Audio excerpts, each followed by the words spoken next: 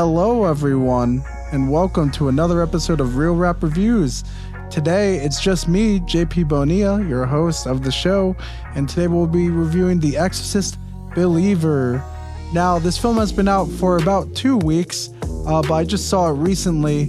If you have checked Rotten Tomatoes and YouTube comments, social media, you could see that the film hasn't been getting the best reception from critics and audiences alike. And I wanted to check out for myself to see if there's a lot of truth to that. And I can confirm there is a lot of truth to that. It is not a good film whatsoever. This film was directed by David Gordon Green. You guys know him for Pineapple Express, Your Highness, The Sitter. Not many good movies, but a lot of good movies. Pineapple Express is one of those good movies, but then there's Joe and a couple others, George Washington. But then he did Halloween, which was his first foray into the horror genre, and that turned out pretty solid. And then after that, it's been downhill with Halloween Kills, Halloween Ends, and sadly, as much as I hoped this film would be good, The Exorcist Believer joins those films as films that just do not live up to the franchise. Now, with Halloween, I could give some exceptions because even though the films weren't good, at least I figured David Gordon Green got the Halloween franchise with Halloween Kills and Halloween Ends. But I cannot say that for The Exorcist Believer. It does not feel like he understood the original premise and themes of the original Exorcist, and it just feels like he's just making another exorcism movie. And it makes you wonder, did this film really need the $400 million that they used to get the Exorcist rights? Couldn't that have just been the exorcism of something? Who knows? But this film just does not live up to the hype. They bring back original characters from the original movie, and they do such an injustice to those characters. They do an injustice to the franchise as a whole. Not that there's a lot of good movies in the franchise. The first one, of course, is legendary, iconic. And the third one, I absolutely love. But this one, there's just many different things that they tried to do in this movie that does not work out. Actually, thinking about it, I might just have to spoil. So, spoilers if you're watching. We'll go into it into brief detail, though. To start off with some positives, the girls who played the possessed in the movie, pretty solid. They do a great job convincing me that they're actually possessed. I think they have a great future in acting. Leslie Odom was pretty good. And the other family members, I think the acting in this film was solid for the most part. I cannot complain about that. You know, the cinematography was pretty good. And I think the first half of this movie actually isn't too bad. I think it was pretty interesting. It got you a little bit worried because, you know, no one wants to see kids be kidnapped or anything on that matter. But once the girls return, that's when the movie does drop off, sadly. And I will get into the negatives now. Now, the first big negative is they really did not need to bring back the original characters. I don't feel like they added really anything to this film. I don't know why they were really in here in the first place, and all due respect to Ellen Burstyn, and if she said something about it, she would probably be honest. She did not seem like she wanted to be in this film, and she didn't want to be in this film.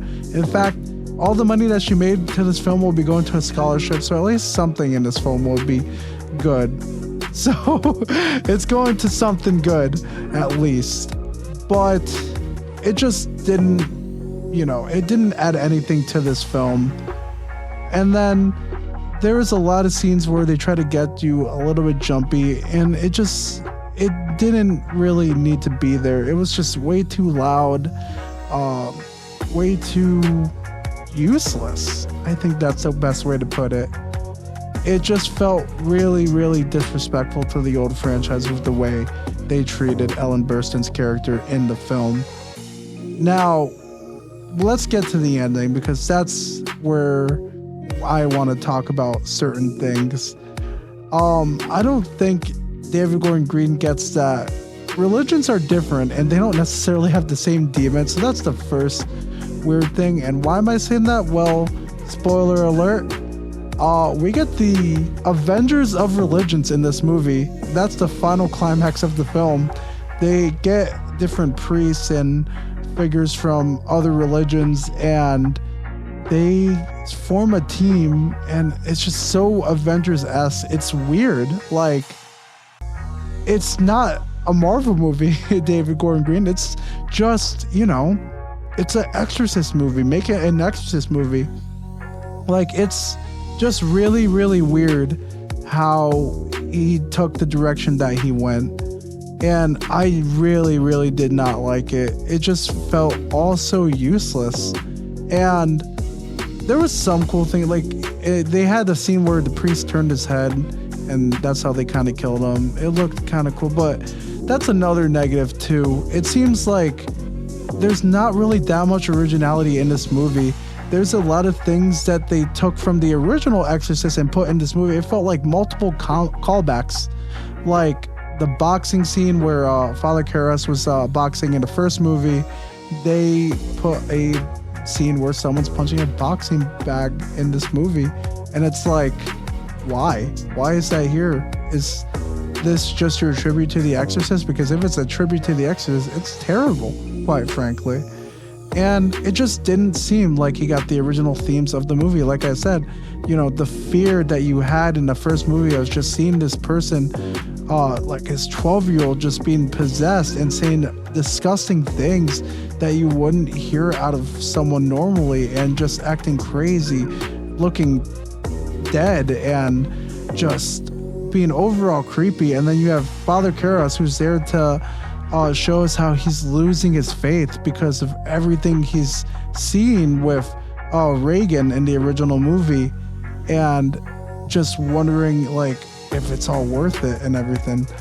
It's just none of that is really explored in this movie, and it just makes no sense. And then you have the final climax, another spoiler.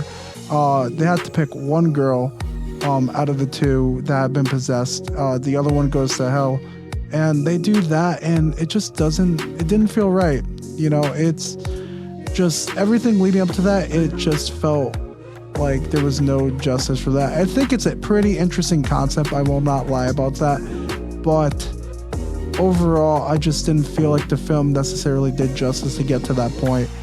The ending scene with that, though, of the girl being dragged to hell, Catherine, it was pretty cool, and it made you feel bad, I will admit that, but everything with the ending, just no justice. And another spoiler, Reagan does come back to check on her mom, who earlier in the film gets her eyes stabbed out. That's what they did to Ellen Burstyn's character in the movie, and again, just super, super disrespectful to the character, and it did not feel earned to bring Reagan here for what? And that leads us to, what's the trilogy going to be about? Are they going to get Catherine out of hell? I don't think The Exorcist is that type of franchise, but if that's where David Gordon Green's going with this, it just really shows that he does not understand The Exorcist at all.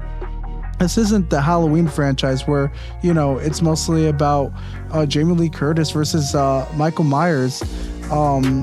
It's just The Exorcist, it's not your slasher film like Friday the 13th or Nightmare on Elm Street and Halloween. It's way different from that, and overall it just did not feel like a good movie whatsoever. I would give this 1.5 stars out of 5. I hate to do that because, like I said, I was pretty hyped for the movie. I didn't think the trailers were that bad. I thought they did a pretty solid job with the trailers, but sadly, it did not live up to it. I don't think David Gordon Green really is cut for horror, as much as I hate to say it. I think he's pretty talented in comedy. The Righteous Gemstones is a pretty fun show that I like, but overall, for horror, I don't know if I would want to see him do another one. I kind of hope that they move on from him and bring someone new for the next film, The Exorcist Deceiver, but we'll have to wait and see. Anyways, guys, thank you for listening to my review of The Exorcist Believer. Once again, please like, comment, share, and subscribe. We appreciate all the love and support. And be sure to check out our other videos with the Real Rap Podcast and Real Rap Wrestling. I'll see you guys next time for another episode of Real Rap Reviews. This has been JP Bonilla, and I'll see you guys next time. No one ever cared what you said, but to say that means never listening to what mom say. Always had a dream on moving at my mom's place. Always hesitate when it came to putting on the wrong face. When it came to putting it on face. When it came to building up a better being, but a better being. Never been in the back of your thoughts. Never ever thought you'd ever see them, but I bet that you were heated, but you scream in the back of your thoughts. Nightmares and dreams in the back of your thoughts. Life with a meaning.